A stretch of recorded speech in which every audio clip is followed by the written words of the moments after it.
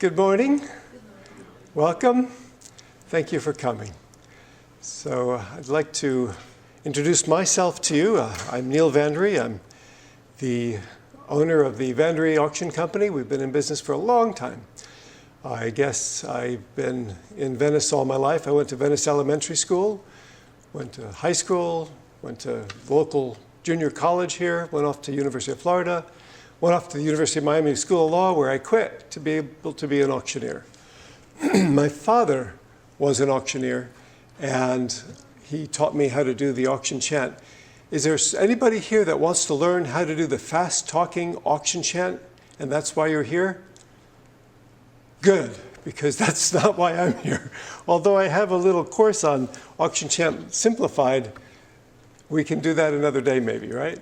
So how many people here have been to an auction before, been to physically an auction? 1, 2, 3. And how many been to a real estate auction? Okay, thank you, Paula. So, and that's about the way it is in the whole world. There's only a few auctioneers in the state of Florida doing real estate auctions. You can hear me okay? There's only a few auctioneers in the whole world doing any auctions. But if you look at things, there are a number of places where auctions are occurring where you may not have thought about it. If you've ever bought a stock, talked to a stockbroker, the stock market started as an auction house. They call it the block. It's the place everybody sold all of their stuff, their shares into the companies. And Wall Street is virtually an auction. Sotheby's, Christie's, you may have heard of Sotheby's and Christie's, the world famous art auctioneers where you sell $10 million Van Goghs where they're breaking records all the time. That's how they establish the value of art, is with auction. And with real estate auctions, there really are two different worlds in real estate auctions. There's the ones you may have heard of, foreclosure, bank ordered, have to sell because it's a specific time in which they've got to sell them to be able to determine who the owner is through a foreclosure process. And that's not what we do. And that's not what you probably want to do either. You could, of course, get with banks and do bank sales, but a foreclosure is the foreclosure sale, the foreclosure auction is a legal method for the property to transfer back to the bank, for them to get the property back and give the seller and everyone a fair chance at redeeming that property. Some people you may have heard have done very well going to a foreclosure auction, buying those properties, and actually I have sold for many people who have bought at a foreclosure auction and then resold it in the style that we do, and that's a retail luxury and auction. So it's a different style of auction. It's an auction where we are trying to get full market value for the property. Sometimes we get more than the property might have sold for in the conventional negotiated MLS system. So an auction doesn't have a top. There's no, here's the price and let's negotiate from that point. As a conventional agent, you might put a $500,000 price tag on a property and then negotiate to get $490 or $480, or that's a reasonable thing. And that's something that you all are experts at, and not something I'm very good at. What I can do is auction the property, and we start at $1,000 for that $500,000 property. And the bid really should always be as low as you can make it, because you want to get as much as you can get. There are two types of auctions: an absolute auction, at which the property must be sold to the highest bidder. An absolute auction simply means it has to be sold to the highest bidder. And the other type of auction is an auction that is subject to the owner's confirmation. Subject to the owner's confirmation allows the owner to put a minimum. Now, when you're placing a minimum on a property, you want to have a reasonable minimum with your seller, but you never want to tell the world what that minimum is. So on that $500,000 property, someone might come to me and say, well, we'll take a minimum of $300. We know it's worth $500. At the very worst case scenario, they're willing to take $300 for it. That's an auction that I think I can help them with, because we're probably going to get $450, $475, 5.25 in the auction process. But if their property's worth 500, and we know it's worth 500, but they're asking 550, and they wouldn't take less than 5.25, or their mortgage is 490, I'm not very interested in doing an auction for that property because it's a very difficult chance of perhaps getting that property sold. If we, knowing the market, feel that the property might be bringing 475, and sometimes as agents, we are trying to get listings, and we want to get as many listings as we can. That increases our chances of getting properties sold. But you'll also find that sometimes the listing you don't get is the best one you ever had because it would have been a world of headaches, a bunch of problems, and the seller who's saying they want to sell sometimes the seller's a liar. Sometimes they say they want to sell, but they don't really want to sell. Met a man in Punta Gorda recently. He's got a condominium. He wants $600,000 for it because 2 years ago, at the height of COVID, the properties were selling for $600,000. And I said, no, that was then. This is now. Oh, but I'm never going to sell it for less than $600,000. I said, look and I showed him, like you would show them, MLS comparables, look at the comparables. And here's one that's better than yours for $450 right now. Oh, well, yeah, but mine's better because it's smaller, but it's still better. Well, no, maybe not. I mean, everyone's property is to them the very best it could ever be, right? They put their blood and sweat and tears into the property. Those are emotional values, but we have to look, of course, as realtors at what the real value in the marketplace is. So there's two types of auctions. An absolute auction is something we used to do a lot of. We used to do almost all of the auctions we did were absolute, no minimum, no reserve. And when I sell my own property, usually I'll do an absolute auction with no minimum, no reserve, because I know that an absolute auction will bring about 10 or maybe 15% more than an auction with subject to confirmation. However, an absolute auction absolutely means you absolutely will sell no matter what the price is. So if you have $500,000 house and you go absolute and it brings 450 or 400 or 350, whatever it may be, you will be selling it. But with an absolute auction, you will get 3 times more bidders, 3 times more activity in the market, and ultimately a higher price than you might get with an auction subject to confirmation. We've switched.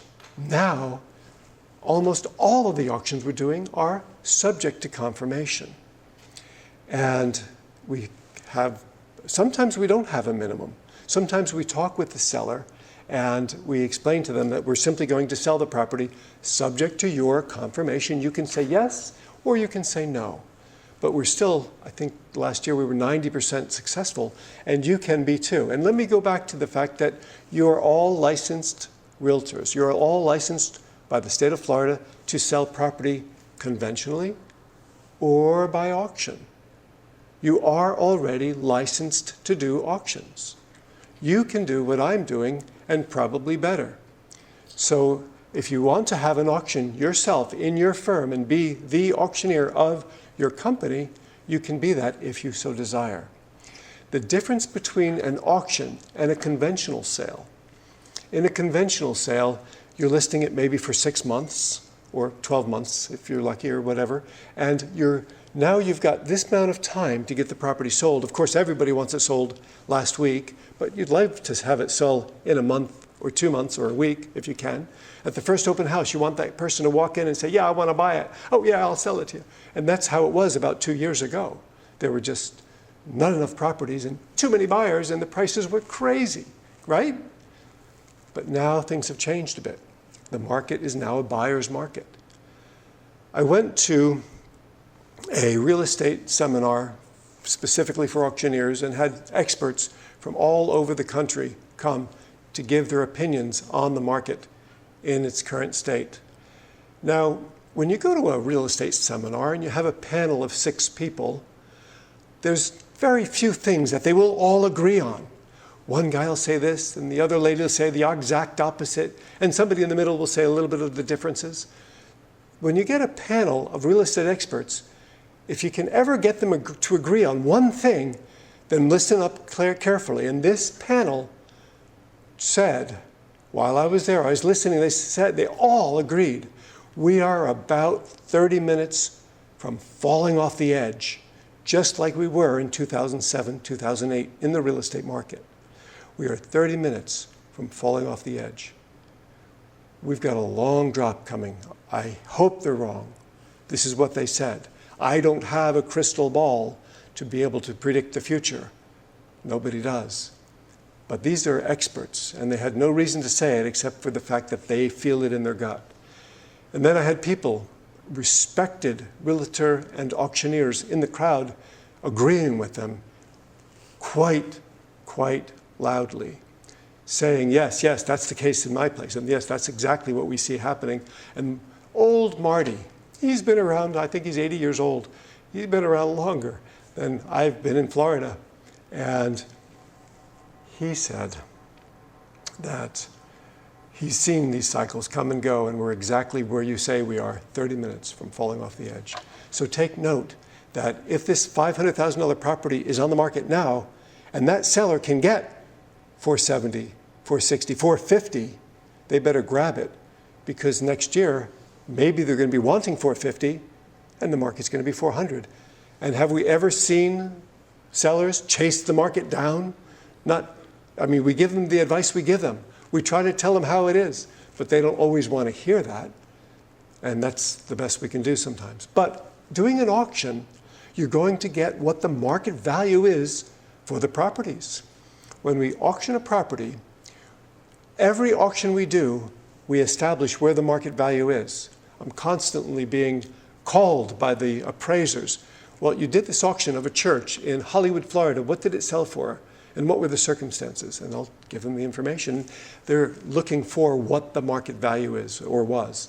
And with the market at an auction, the market value is determined that day by a dozen or more people bidding against each other to establish exactly what the market value is. You go to Wall Street, you look at the market value of NVIDIA or Apple stocks. The market value is what Wall Street says it is, and that's a constantly changing auction. In the real estate business, marketing at auction, selling real estate at auction, marketing at auction, you're establishing what the market value is. The seller has options. Now, we once upon a time, on this slide so long, sorry about that. So, I wanted you to see my ego list. You see that? That's all about me. Okay, seller benefits. And we're going to go into the seller benefits and the realtor benefits, and I'm going to jump all around here, but I'd like to show you my father founded the company way back in 1934. He did the first auction. I took over from my father in 1987. He passed the gavel to me. That was just after I quit University of Miami School of Law, much to my mother's chagrin. But I took on the work and the challenge of doing this. What really excites me is helping people to dynamically change what's going on in their life. We just closed last week on a home where the woman had all of her assets, the man, the woman, the couple, all of their assets in that one property. They didn't have stocks. They didn't have cash in the bank. All they had was this property, which, oh, by the way, had an HOA fee of about $1,400. $1,400 a month.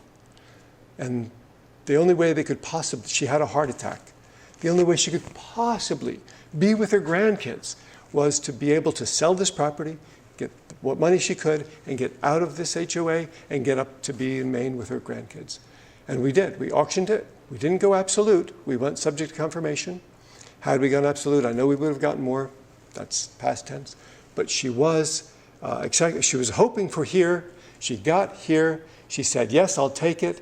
We closed. Bing, bang, boom. She's up north sending me nice little notes. Thank you so much. You saved my life. Now I'm with my grandkids. I said, send me pictures of the grandkids. She sent me pictures of the grandkids. I want to see them in the snow. Okay, so we're now friends for life. And that's how it is in this business. We are doing the work that we do for the families that will change their lives. When you sell a home for someone, that's a big and responsible thing that you're doing for them. You're changing the course of what they're going to do next, of what they can do. You're making it dynamic by being able to sell those properties for them.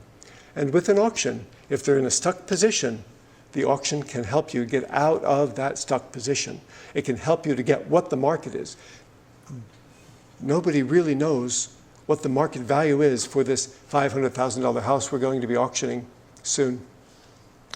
It's actually in Bradenton. It's not an imaginary house.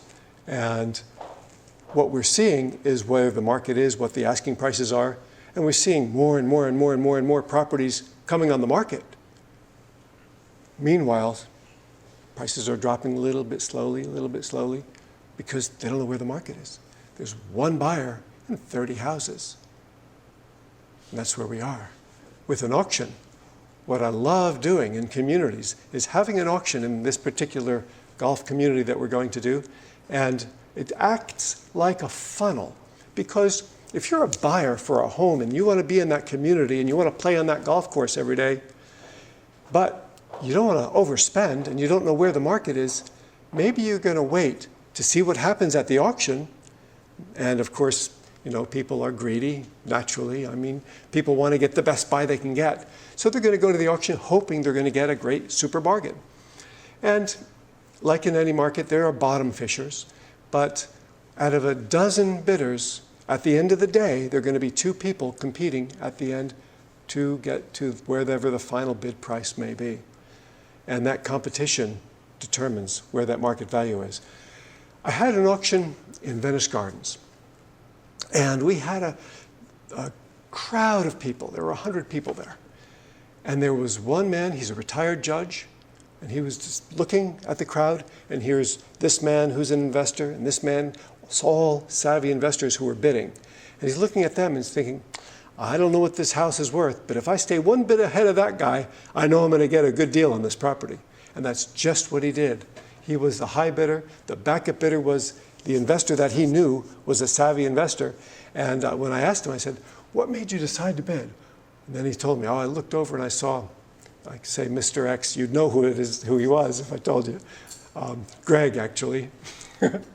And he said, well, I saw when Greg was bidding, Greg, Mr. X, well, I just needed to bid one more time, and I know I would be getting a fair price. And that's the way it is with buyers. When they see someone bid, they figure, okay, well, if I'm wrong, I'm only wrong by one bid, let me do it. And they're not bidding blind, as you might consider, but they're actually bidding with the intelligence of the whole auction crowd. And that's what sets the tone and the value through an auction.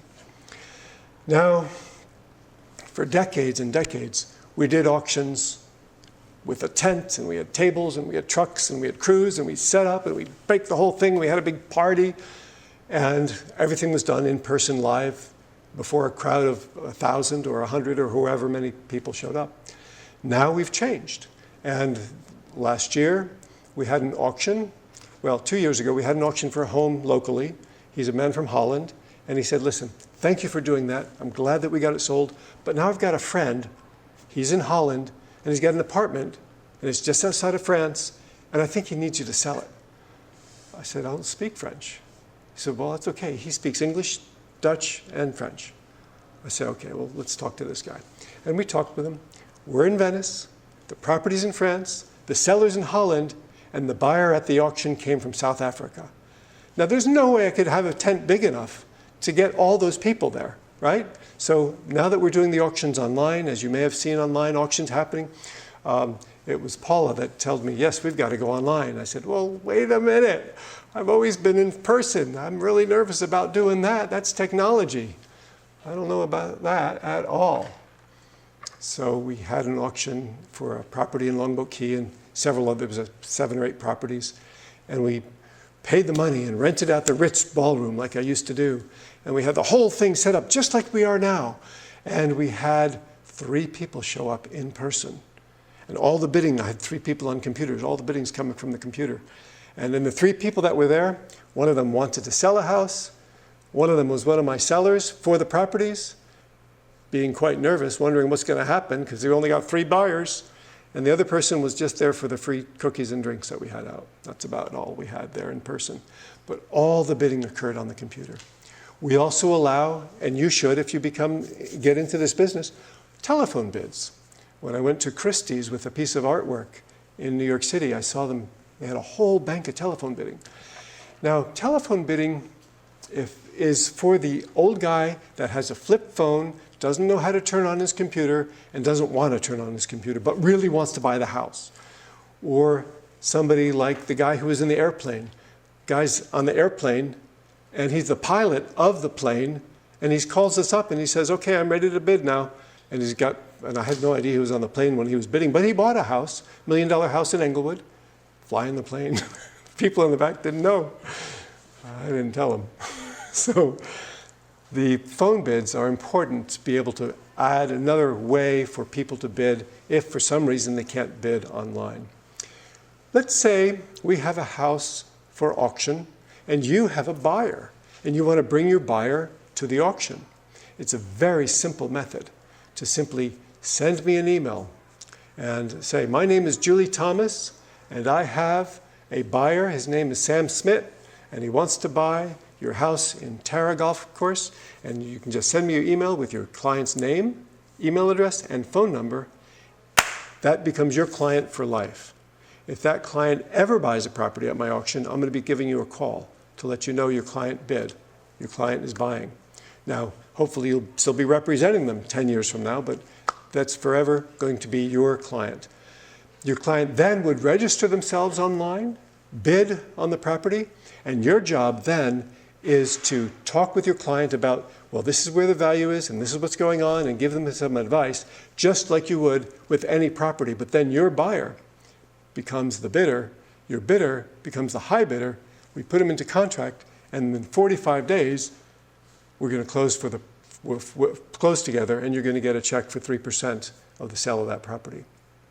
Let's say you are Raina, you have a person who wants to sell at auction, and your person wants to sell at auction, you come to me, we talk about it, we decide we're going to have an auction, and then we set it all up, and we sell it, you're going to get a 3% commission. Plus, if you bring the buyer to the auction and they buy, you're going to get another 3%.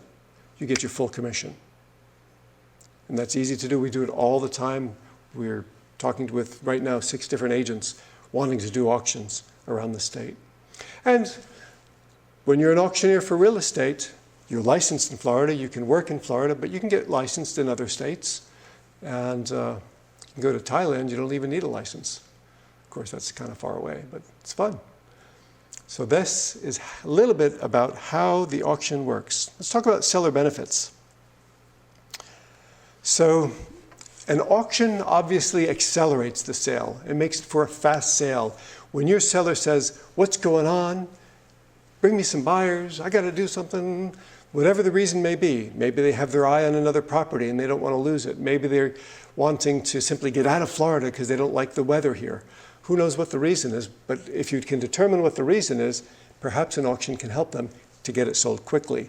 And the seller will know exactly when the property will sell. The seller will set the terms. You as the auctioneer, we working with you will set the terms for the seller. The seller, and will say the property will sell on June 4th at 1:05 p.m. We're going to close 45 days later, and now there's some structure to that seller's life. They know when they're going to sell.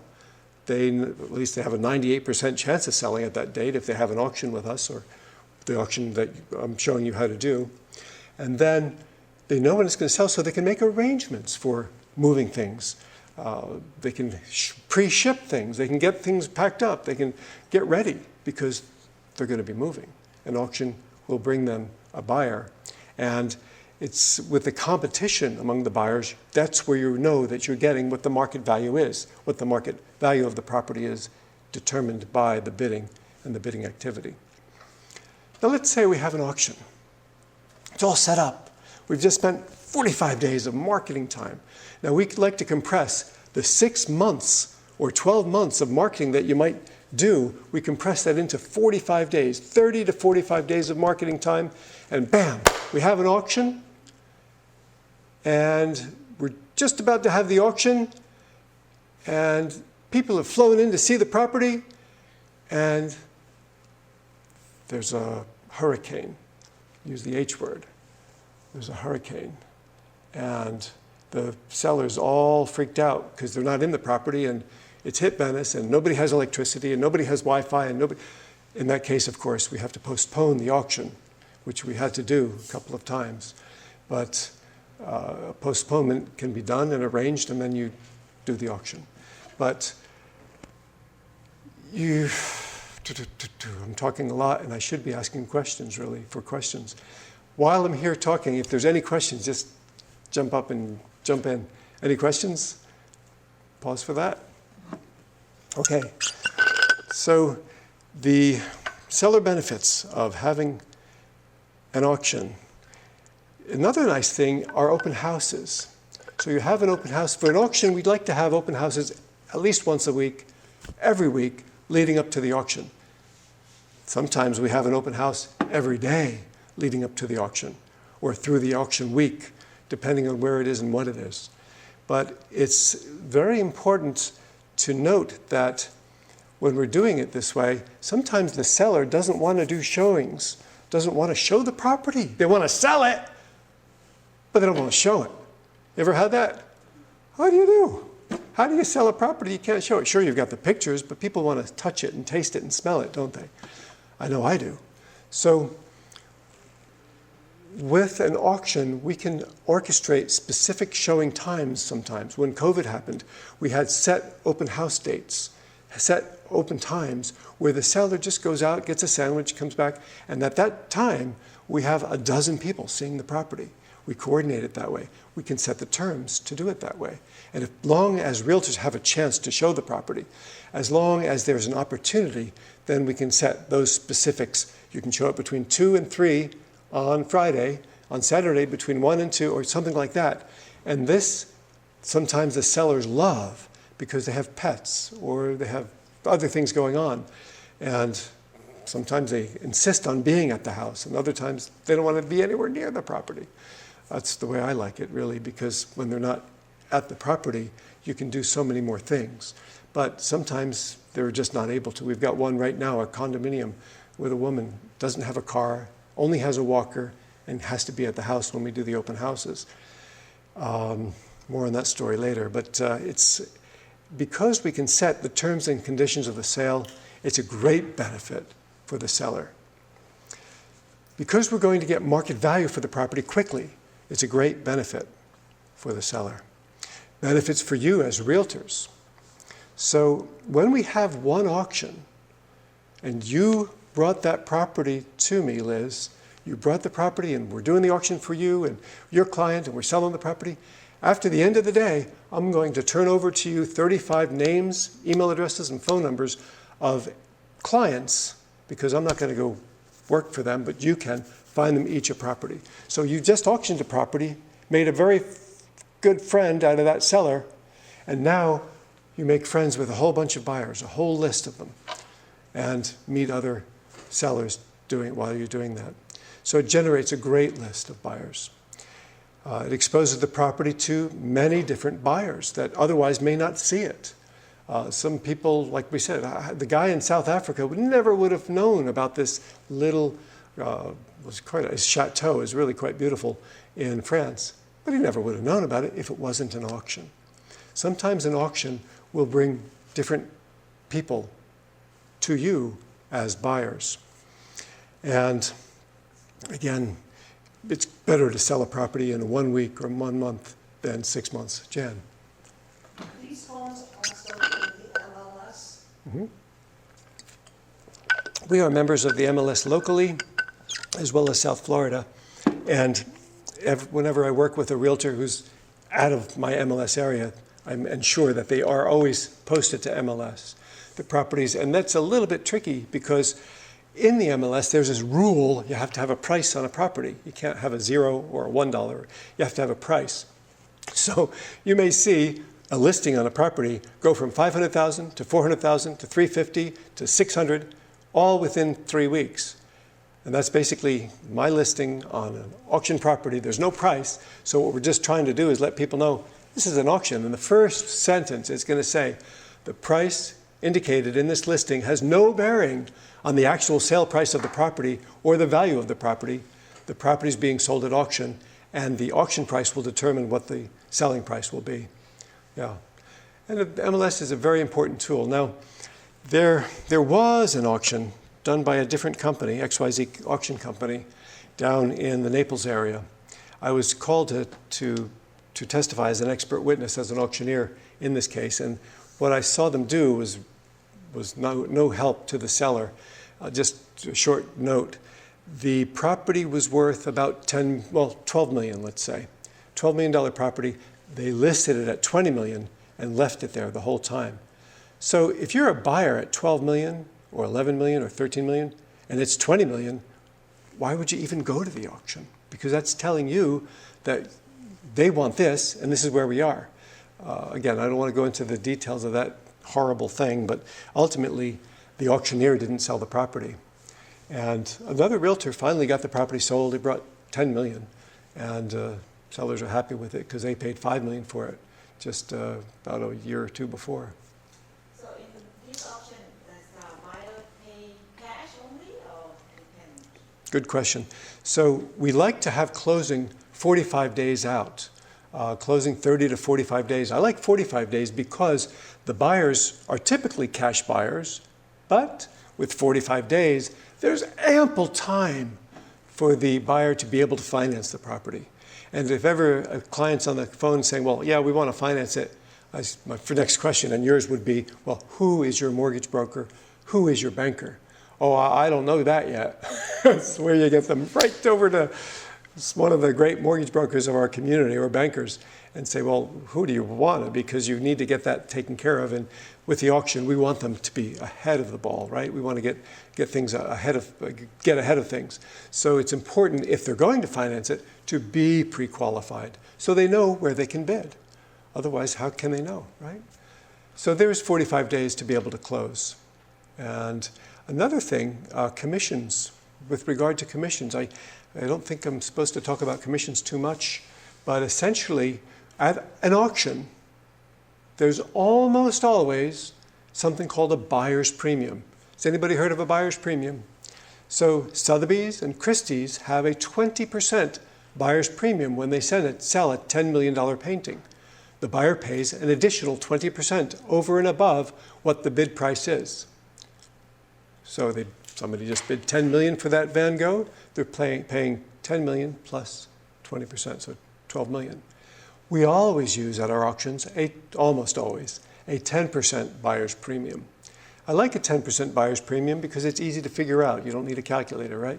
You bid $1 million, you pay $1.1 million, and there's a buyer's premium employed at our auctions. There's also, when you've listed a property, Nick, and you've got that property listed, you've got it listed for 7% because you're a good realtor and you're worth 7%, we're going to work with you, with that client, at a 7% basis. But it's going to be 3.5% coming to you. 3.5% is going to be paid to another agent out of the buyer's premium. And so you're coming away, if you bring the buyer, just like I said before, you're going to get 7%. So you can be the listing agent, bringing the buyer to the auction, making 7%, and there's a buyer's premium to be able to cover our fees. We also like, at an auction, to have the buyer pay title insurance, that's not unusual, and documentary stamps. Doc stamps are almost always paid by sellers, but sellers love it when the buyers are paying it, and we set that as the terms. In the terms, we tell the documentary stamps are being paid and the title insurance are being paid by the buyer, along with the buyer's premium. These are the set terms and how it works. So the auction works for buyers, for sellers. What's a benefit for a buyer? Yes, go ahead, So, Raina. what are the fees for the seller if they decide to go with auction? Yeah. So the fees, if you're working with me, we typically want to see the property and see what it's going to need. There are two fees involved with a seller. Typically, a seller will pay a commission of some sort, a small fee, commission-wise. There's also a marketing fee. There's a marketing fee to do the auction because we're doing auction marketing that you wouldn't normally do for a conventional sale. We've been employing artificial intelligence in social media, which has been very effective to help us do some things. And we've got a mailing list of about 60,000 people, and we have a regular newsletter that goes out, and of course that keeps a lot of activity on properties. But sending out newsletters sounds like an easy thing to do, but it's a bit time consuming. Doing the brochures I'm going to share with you.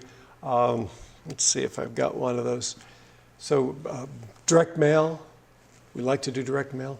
Phone, we have a phone bank sometimes where we've got people making phone calls. Right now we've got somebody making phone calls to talk to potential buyers. So all of these things cost money. This is what the marketing fee will be. And the cost of the marketing fee depends on the property.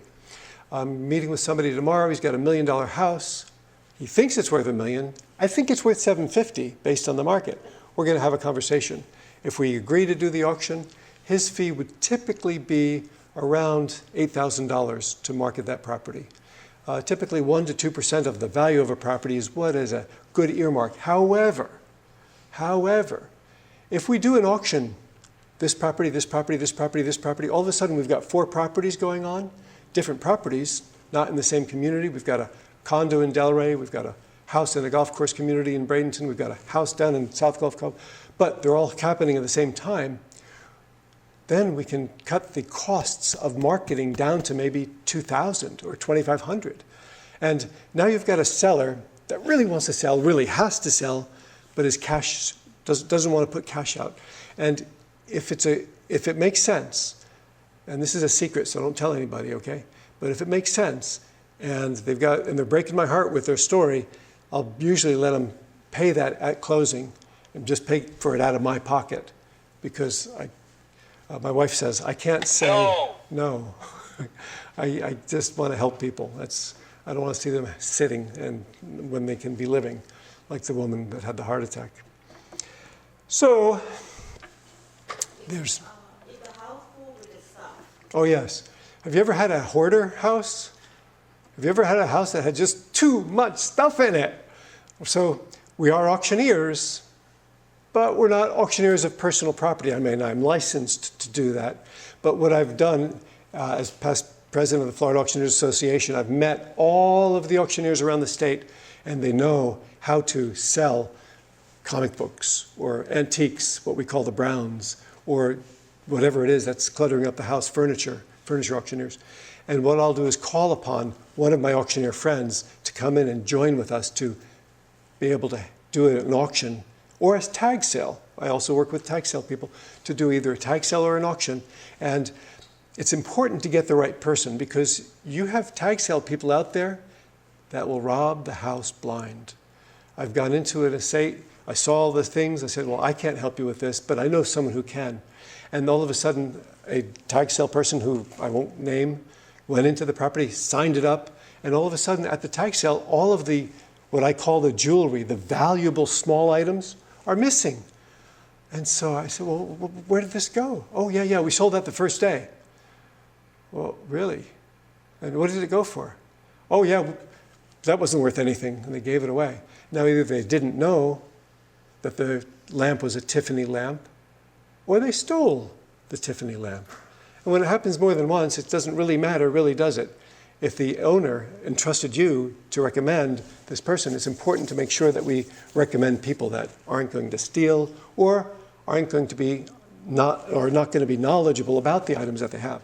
So we can clear the whole house out. You want the house to be staged, you want it to look good, you want it to feel good and smell good. So it's important to be able to not have a hoarder house anymore. And we've had many of those in the auction business where we've brought in not just one, but 3 auctioneers and an estate sale person, this one particular hoarder house. And one auctioneer comes and he takes the Tiffany lamps and what I call the jewelry. The next one comes and he takes half of the furniture. Now we can get through the house. The next one comes and they take what's left there, the household, general, household items that are just cluttering the place up.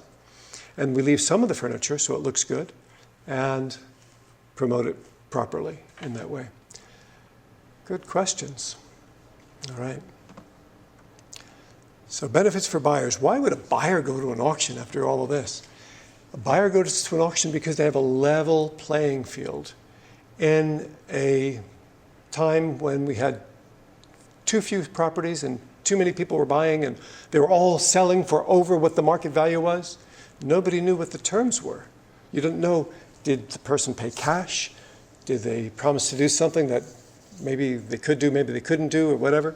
So with an auction, it's all, these are the terms. Everybody plays by the same rules. It's very transparent. There is no, a dishonest auctioneer isn't in business more than a year. So it's one of the most honest professions. So the playing field is an honest place for the people to be able to participate, to be able to be part of it. And the buyer knows when the purchase date is, just like the seller does. It helps them to be able to figure, okay, well, we know when we're going to close. We'll load the truck up. It'll be down there on the day of closing, and we get to move in the next day. They can make their plans. We do the due diligence beforehand. So just like you do the seller's disclosure, we're going to do a very extensive due diligence on the property, and maybe we get an inspection done before the auction happens, before the buyer comes to the property. Here's the inspection. Now, we'll do 2 inspections on houses that have lots of problems. If it doesn't look like it has any problems, I may recommend no inspection report, because you can see it's money being wasted. But sometimes it's a nice piece of paper just to have. You have to have the disclosures, but having an inspection report is optional, isn't it? But when you go into a house and she says, well, there's 3 plugs there, the one in the middle works. Well, what about the other 2? Oh, no, the flood took care of those. I said, okay, wait a minute. Let's get an inspection, why don't we? And get the inspection beforehand. And now you go back to that seller and you say, okay, 50% of these things have to be done before we have an auction. Otherwise, you're never going to get anything for the house, because who would buy it? It's a dangerous place to plug his stuff in. So, okay. You get the inspection report, you get the proper handyman and the licensed contractors to fix those problems even before you bring it to the public marketplace.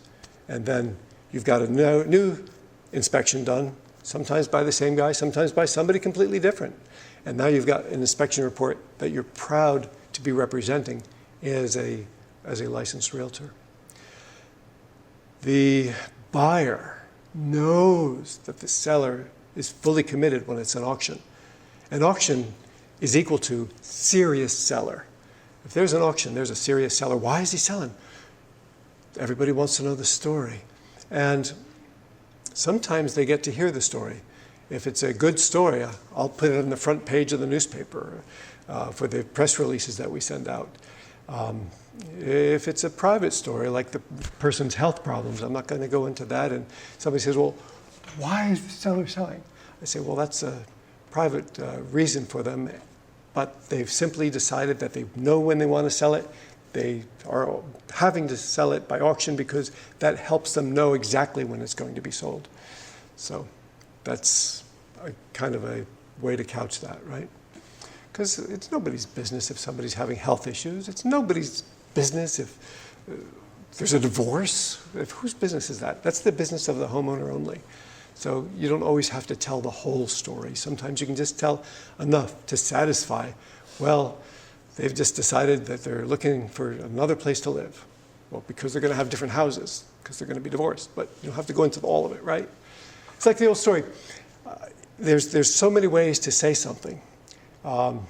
Beautiful woman. And when I look at her, all time stops.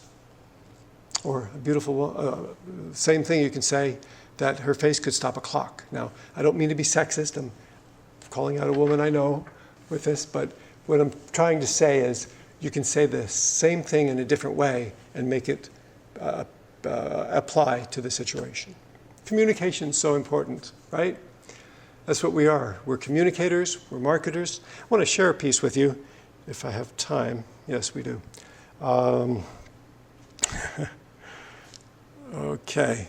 I'm going to share this piece.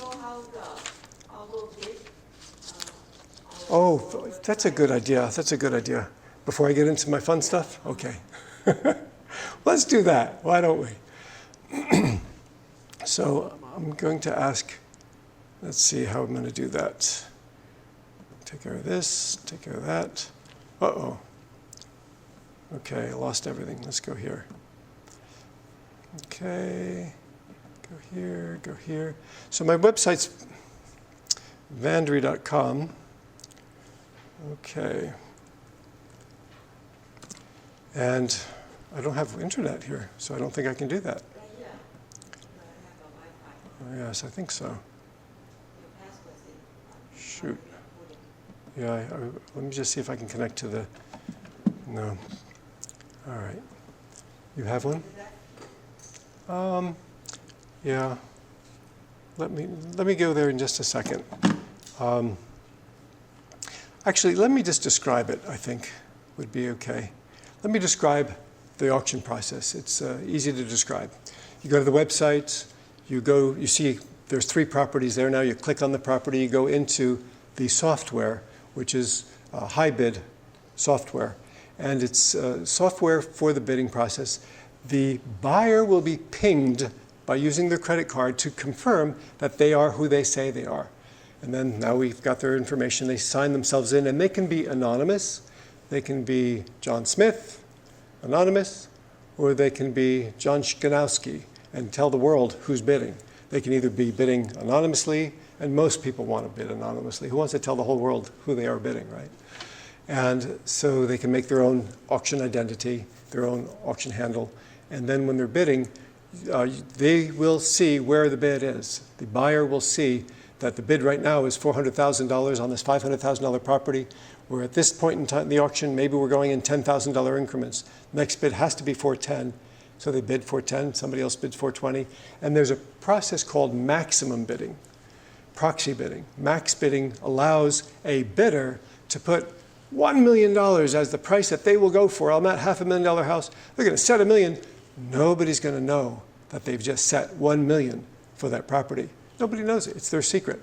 But then it will bid for them. So if you try to bid 420, boom, they're 420 because they bid before you 2 weeks ago or 3 days ago, let's say. So then you try to bid 430, boom, they're 430. It's a little discouraging for a buyer, but ultimately they're not going to be really bidding $1 million. Let's say they bid to 470 and the value is 500. That person who's bidding against them finally gets to 480, boom, they're the high bidder. It says you're the winning bidder now. And now the backup bidder, who was 470, who put a max bid, will get a notification. They're going to get a notification telling them they got outbid, they better get in there and bid again. And this occurs over a 7-day period. Online, for 7 days, we have the auction going on. But another auction secret, most of the bidding happens 2 hours at the end of the auction. So if the auction ends at 1:05 on Wednesday, about 11:30, 12 o'clock, around that time is when people are really getting in there and watching the bid and getting the bid going on. Every now and then, there's 2 crazy bidders and it goes too much. And that always worries me when there's a $500,000 house selling for $600,000. I want to make sure, I'm calling those people before the auction ends. That, hi, yeah, okay, just want to let you know, congratulations, right now you're the high bidder. Bing! Oh, you just got outbid, you better go bid.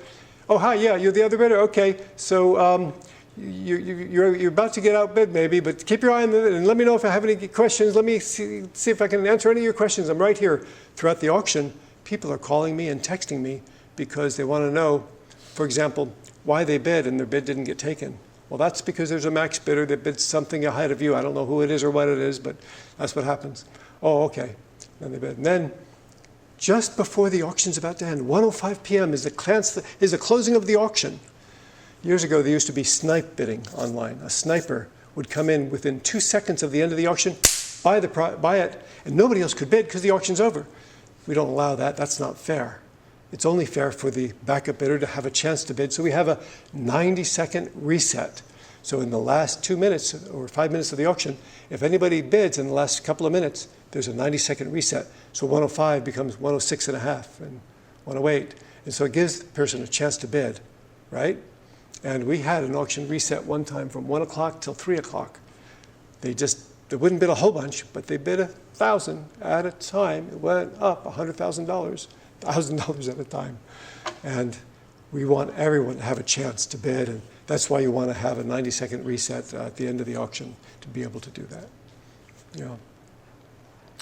But going back to the auction process online, you go in there, and all the details are there, just like it would be in MLS. The disclosures, the property information. Sometimes we put on the pictures 10% buyer's premium because it's not a secret. We want everybody to know there's a 10% buyer's premium.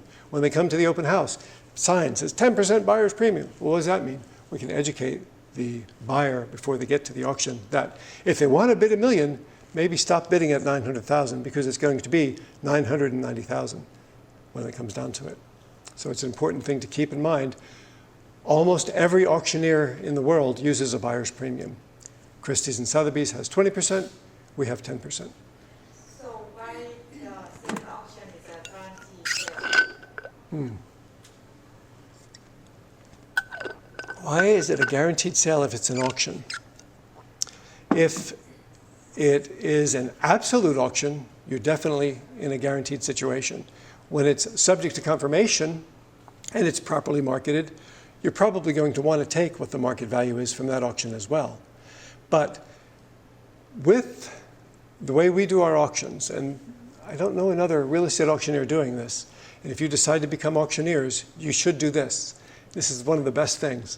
And it took me millions of dollars in lost commission to learn that when you have a high bidder and you have a backup bidder and they're only $1,000 or $10,000 apart, depending on whatever the increment was, take them both into contract. Take the high, make it part of your terms, make it part of the rules, make it part of the auction. If you're the high bidder, you're going to send $10,000 to First International Title immediately after the auction. If you're the backup bidder, you're going to send $10,000 immediately after the auction to the title company. You're both going to sign contracts. The winning bidder is going to sign the high bidder contract. The backup bidder is going to sign a backup contract. If something should happen within the next 7 days to that high bidder, we go right to the backup bidder and offer them the property at the amount that they bid. Now, it's a $1 million property. We have a $10,000 deposit. Within 7 days, we are requiring that high bidder only to make a second deposit so that total of 10% is in escrow. Now we have $100,000 in escrow for that $1 million property, not just $10,000. Because people might walk from $10,000, especially on a $1 million deal that they just changed their mind on. $100,000, they're going to be more committed to that deal. The backup bidder. So now we have $1 million, or rather $100,000 in the backup bidder. If anything should happen that we don't get that deposit, if there's any change of heart, it's going to happen in that 7-day period. That's when the buyer's going to have bidder's remorse, buyer's remorse. Oh, I wish I hadn't done that. Oh, my wife, she's going to kill me if I tell her I bought this property without her. Whatever it might be, this is the case. You've heard these stories before, where you get into contract, all of a sudden, somebody, Uncle Joe Schmo from up north, is advising them, that's the worst deal I ever saw on paper. You ought not to do that. Of course, he doesn't know what he's talking about, but you're the realtor trying to explain that this is a pretty good deal. This is a good deal for all concerned. I've seen it happen so many times where they get remorse after the auction. Auctions are exciting. I can understand it. I've done it myself, paid too much for something because I got caught up in the thrill of the auction. Happens to be more often than it should. I have a Victrola now in my garage. Yes? So my question is, if you're saying that in an auction, a buyer is paying market value, because that's what the market will bear, Sure. but he has to pay a 10% buyer's fee on top of that. Sure. Which makes it more than market value. Yes. Yes. That's where the question is, really, isn't it? Right. And if they're going with an absolute auction, which is supercharged, too many bidders, too much activity, another 10 or 15% is what they're paying, then they might get at an auction subject to confirmation. And everybody, auctioneer friends of mine ask me, well, why did you switch from doing mostly absolute auctions, they were $1 million properties, to mostly subject to confirmation auctions? And the reason is, it's less stress on me, because I take to bed with me every night when I'm worrying for the seller about a property. And so there's less stress on me, and of course, as you can imagine, there's less stress on the seller.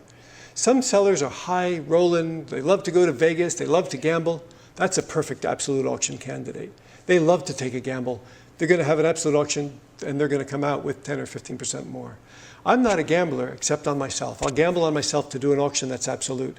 But for me to tell you, to tell your client, not to have a minimum, And then the client's calling you every day. Well, Uncle Joe Schmo told me I shouldn't have done this, and my financial advisor said it's a really risky thing to do. And this is because they're not in the business that I'm in, and they don't realize that I'm not, that we're not, that we know what we're doing. They don't realize that an auction is going to protect them. But ultimately, having a minimum, having an auction subject to confirmation is just easier for a seller to go to bed at night and not have to worry. Because at the end of the day, they can say no to whatever the bid was. Or if we have a minimum, they know we're at this number. Now, sometimes we set the minimum here. We didn't tell the world that.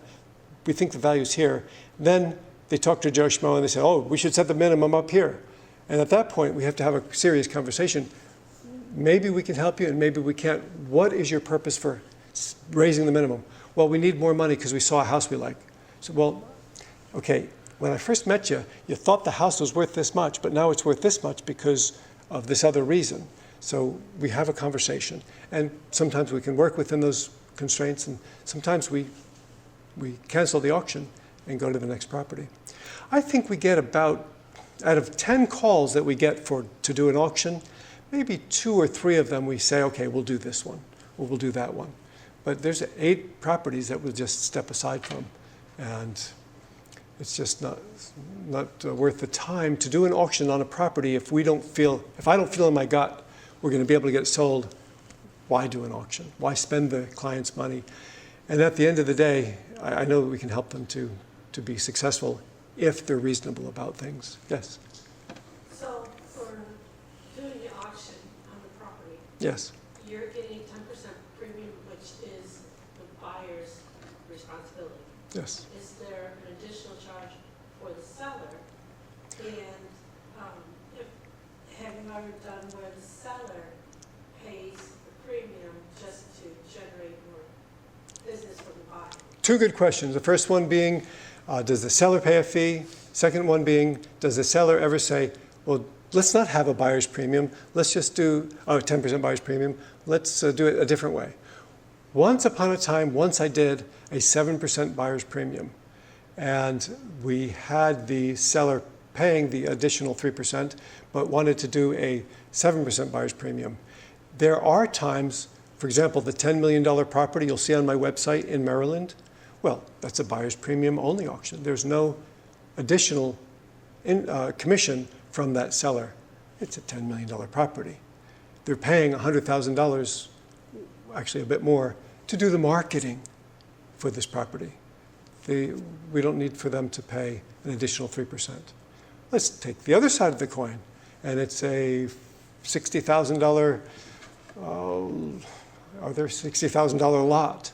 On a $60,000 vacant lot, maybe we're going to charge the seller 10% and the buyer premium 10% on that lot, or something to that effect. It depends. Depends on the property, depends on the seller. And there's one more, I'm going to tell you another secret, and I call it an aggravation fee. When I meet a client that I think is going to give me trouble, I build in an aggravation fee, because you got to do so much stuff that you don't want to have to do. Normally, I should just walk away from them, but it's been in the situation when we didn't have an auction scheduled and we're sitting there waiting to do something, and it's a really nice property, big 10,000 square foot property up near, someplace near Orlando. And I knew this guy was going to be trouble. So I went into it with an aggravation fee. I should have just walked away from it. But I put an extra fee in there. Instead of doing it for a 3% selling fee, in this case, for this pretty good sized house, I went into it with 6%. And then I gave the property to one of my agents. I said, okay, you're going to make a little extra fee, and that's all yours, but you got to deal with the aggravations. And they kind of talked me into taking the deal in the first place. But they went up and they talk about a hoarder house. Now, we've all seen 2,000, 3,000 square foot hoarder houses. This was a 12,000 square foot hoarder house. The place was a mess. The guy couldn't say no to stuff, had to buy stuff. It was an 8-car garage, and he had all of them filled.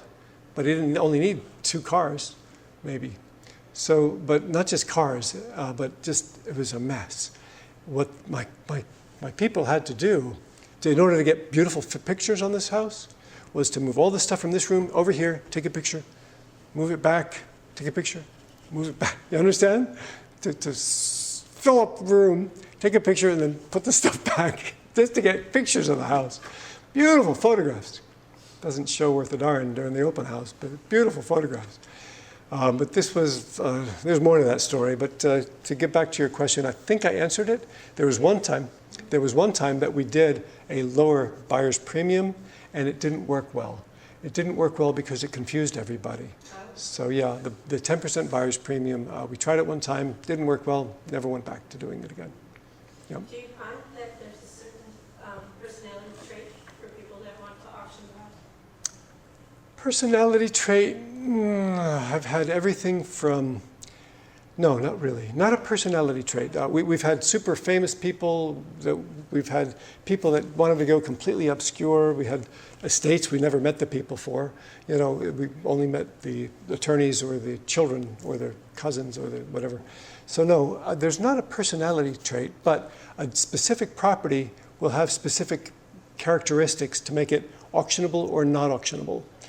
A unique property in the marketplace, for example, the castle in Arcadia, when we auctioned this was a most unique property. It looked like a medieval castle. Should have had a moat in front of it, it would have been complete. But it looked, the way it was built, it had turrets, it was round rooms inside, looked like a castle from Europe. And when you went inside the house, it's a mansion, of course, all the walls, the drywalls were all knocked out. There were holes in every single room.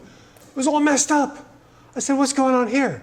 Oh, yeah, the owners, they were drug dealers. When the feds came in, they were looking for all the cash.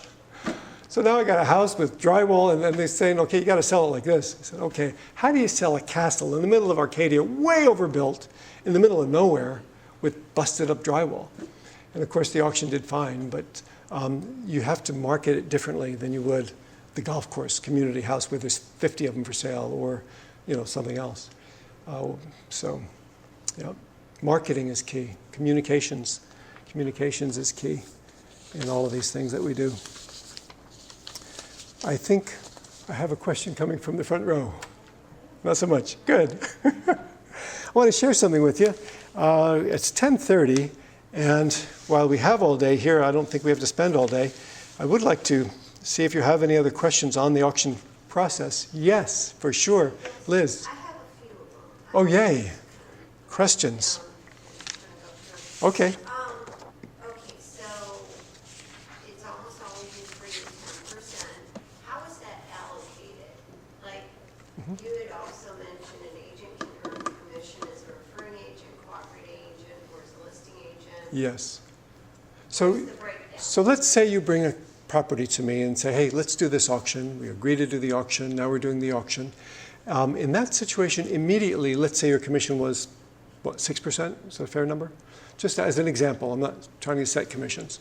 But let's say it's a 6% commission, you're listed as a 6% commission, and would you take 3% as a person bringing the auction to me?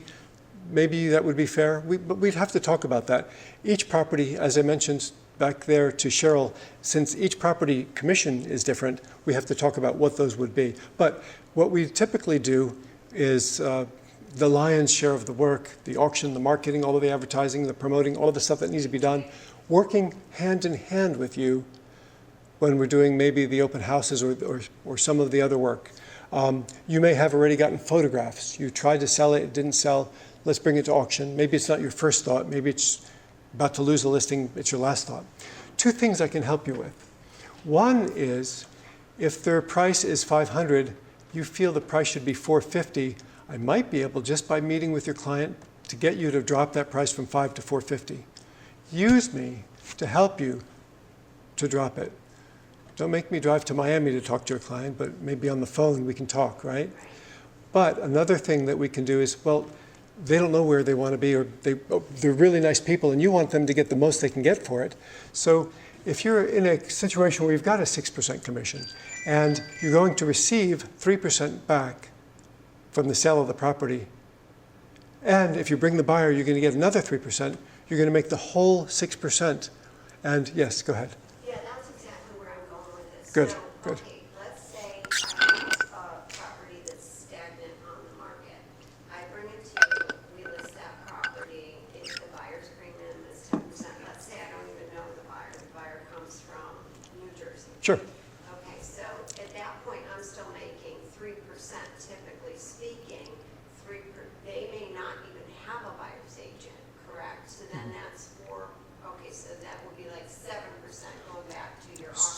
I see your question, yeah. Is So that how that works? Am I So- getting the breakdown correctly? it But could, if I did have the buyer, yeah, then it would be 6% because I would be representing the buyer as well. that's right. Okay. Yeah, I get it. that's a typical scenario, and just to reiterate, if an agent brings a sale, and the question is on commissions, of course, it's going to depend on, but you've got a very good, clear understanding, I think, of how it would work. But, yes, One more thing. yes, I understood this. So basically, online, when you have this, there's going to be a list of buyers who did not win the bid. yes, What you had said, did I misinterpret this, that you give that contact information to the listing agent I love it, yes, so they can pursue those buyers? yes. As a funnel of business, I love that idea. Yes. Um, So let me reiterate for everybody, when there's an auction, there's a list of 30 or 40 buyers. I don't need those contacts. I don't work them for a conventional sale. I give them back to you as the listing agent after we've taken care of all the business. You will then have the names and addresses of the people who are involved in the open houses, who register online, people from South Africa maybe, but all of these people you can contact, connect with, and hopefully sell another property to. So two other questions. Do you advertise about the backup offer, you know, that the second bidder in line can put in a backup offer? Is that something that you're allowed to advertise, or is that something that, like, on the back end after the winning bid happens, you then just contact that So, second bidder in line? so the question goes to the backup bidder, and we set that right in stone. When we have the terms of the auction, we have the high bidder and the backup bidder set in stone that they're going to go into contract, that they're going to send a check of, for example, $10,000. And then, and that's to reassure the seller that there's not going to be any fallouts, there's not going to be any problems. But you could, of course, go to the third bidder, and we've had to do that actually. Once upon a time, we had an auction with a high bidder, nah, I don't want it. Backup bidder, nah, I don't want it. We go to the third bidder and say, hey, remember that property you bid on about a week ago? You still want it? Yeah, actually, I thought I should have bid more, but I was really busy at the time. My fat fingers didn't work, or whatever the problem was. I didn't get my bid in. We sold it to the third bidder. Gotcha. Yeah, now only the high bidder and backup bidder are required, but we have this list of other people who might be buyers. And as a joint venture, is essentially my brokerage, Yes. and I'm independent in your brokerage, how does that work as a business entity? We have some form of agreement or paperwork together? We just, yeah, it's a fairly informal agreement that we get together on. And then, my last question was, in your experience, so I want to make sure I'm understanding this, that you do subject to owner confirmation more frequently currently. Did I get that info correct? Correct. Okay, so have you had a lot of and I fully understand where you're coming from, that you really just don't even want to take it if it doesn't seem like it's market value, or like maybe a little, just slightly under market value, because the buyers then got to tack, you know, the 10% on top. Let me, sure. Liz, let me time you out just for 1 second. My video guy has to get to his next gig. So what I'm going to do is officially close it out, and to thunderous applause maybe, and hey, hey, hey, hey, hey.